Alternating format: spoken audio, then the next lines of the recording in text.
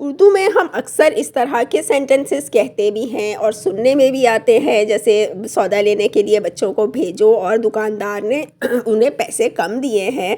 तो अम्मी से जब हम हिसाब बता रहे होते हैं तो अम्मियाँ ज़रूर कहती हैं कि उस दुकानदार ने ज़रूर बीच में से पैसे मारे हैं, या उसने इनमें से कुछ ना कुछ पैसे खाए ज़रूर होंगे, वैसे ही नहीं इसने ये चीज़ दे दी।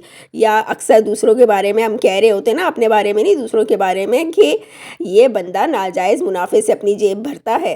तो इस तरह के सेंटेंसेस को इंग्लिश में हम कैसे बोलेंगे, ये आज हम सीखेंगे अपने इंग्लिश सेंटेंस स्ट्रक्चर में।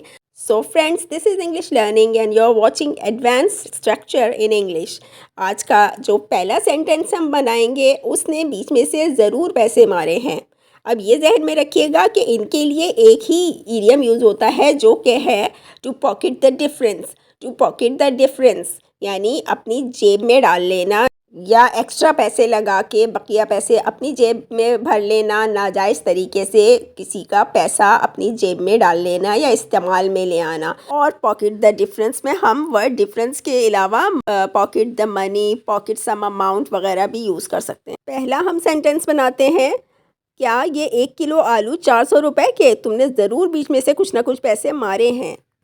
What? 1 kilogram of potatoes for rupees 400? You must have pocketed the difference for yourself. यानी वो हैरान हो रही हैं कि 1 किलो आलू जो है सिर्फ 400 रुपये के लाए हो, तुमने ज़रूर बीच में से कोई ना कोई पैसे मारे हैं। What? 1 kilogram of potatoes for rupees 400? You must have pocketed the difference for yourself.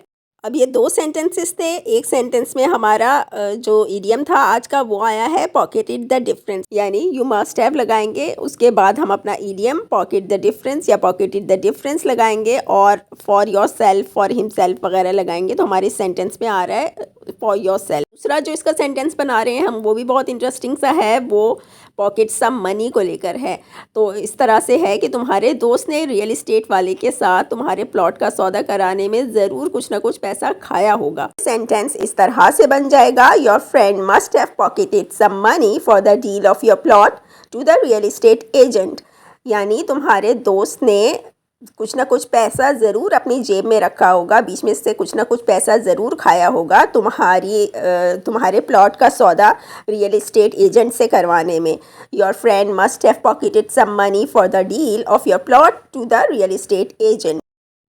और आज का हमारा लास्ट सेंटेंस है, ये बंदा नाजायज़ मुनाफे से अपनी जेब भरता है। तो हमने इसे बनाया है इस तरह से कि ईमानदार होने का दावा करने के बावजूद ये बंदा नाजायज़ मुनाफे से अपनी जेब भरता है।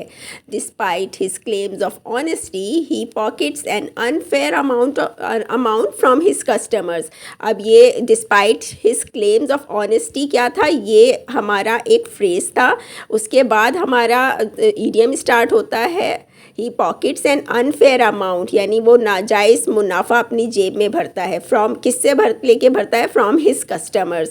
तो फ्रॉम हिज कस्टमर्स जो है ये other parts of the sentence में आ रहा है। सेंटेंस स्ट्रक्चर पे आज की ये दूसरी हमारी वीडियो थी। आप लोगों को पसंद आई है तो प्लीज़ लाइक ज़रूर कर दीजिएगा, मेरे चैनल को सब्सक्राइब कर दीजिएगा। All the best wishes for your success.